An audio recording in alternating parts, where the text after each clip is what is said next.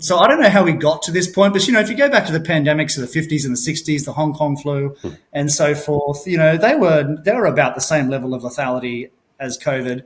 Of course, there were far, far few old people on the planet back then to die. So, you didn't have the same number of deaths, but they were broadly the same lethality. And, I think someone went to Eisenhower and said, "Oh, sir, we have this new virus." He's like, "Yeah, okay, whatever, just carry on," kind of thing. So, the attitudes have just changed so much. And we're also living in a global world now as well, where things can be coordinated more easily between countries. So, I think we saw the top-down directives coming from the World Health Organization, which I've got no time for at all, I must say, because I think they were wrong on almost every platform. But that message is now much more easily disseminated amongst thinking like countries who might want to listen, and through our health bureaucracies, and it just filters through.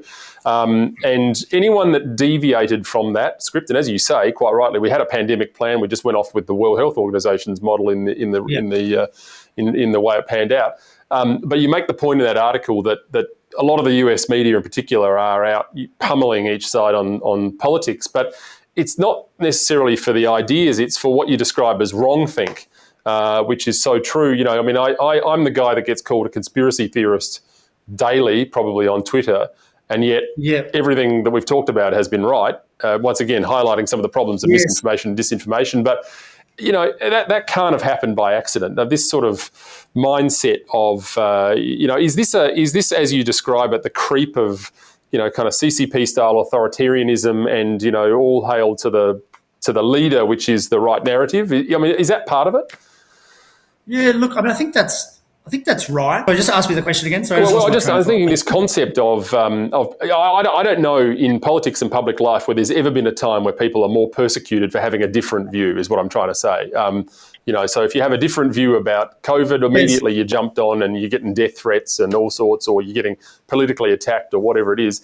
That seems to me to be a fairly new thing. I've watched politics long enough to know that there have always been dissenting voices, but it seems to me in public life now, it's just a pile on anyone that doesn't conform, which strikes me as being, as you describe it, kind of a symptomatic response to a sort of a CCP style, authoritarian style, don't step out of line or you're dead type approach. And you talk about adopting those lines. That's what it seems like to me. I'm just getting your thoughts.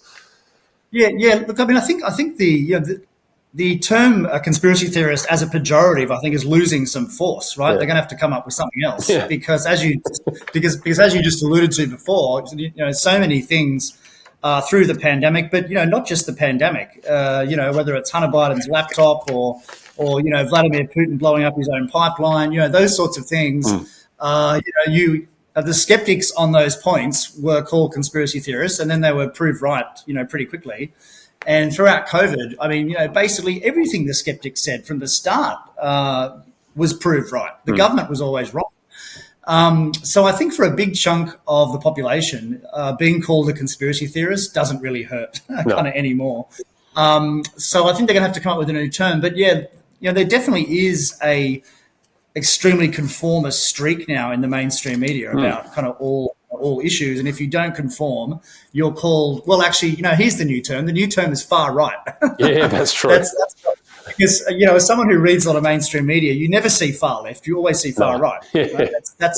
It's probably 10 to 1, I would say.